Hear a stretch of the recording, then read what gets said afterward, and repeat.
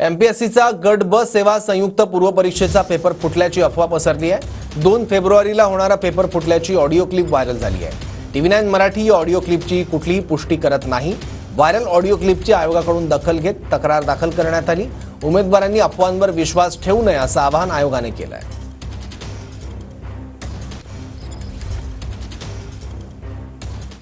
Sir नमस्कार, मी royal consultancy placement office Nagpur head office मधनं बोलते। लास्ट टाइम बोलणं झालेलं होतं की एमपीएससी ग्रुप बी आणि सी करिता प्रिपरेशन स्टार्ट आहे। हो बरोबर। आणि आता जी 2 तारखेला एक्झाम आहे सर, त्याकरिता आम्ही क्वेश्चन की प्रोव्हाइड करते, बरोबर। हो मी तुम्हाला मीटिंग बद्दल बोलले होते।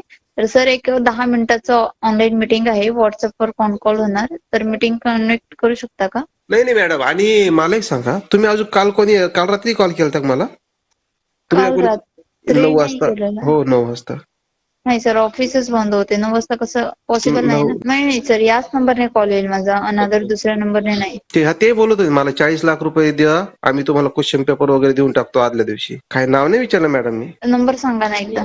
शेवटचे 5 अंक सांगेल मी। हो सांगा। 16138 16138। मी चेक करून 2 मिनिटात कॉल करायचं का? हो। TV9 मराठी ऑडिओ क्लिपची पुष्टी करत नाही, पण ही ऑडिओ क्लिप व्हायरल झाली आहे, ज्याची दखल एमपीएससीने देखील घेतली आहे आणि तक्रारही दाखल करण्यात आली आहे।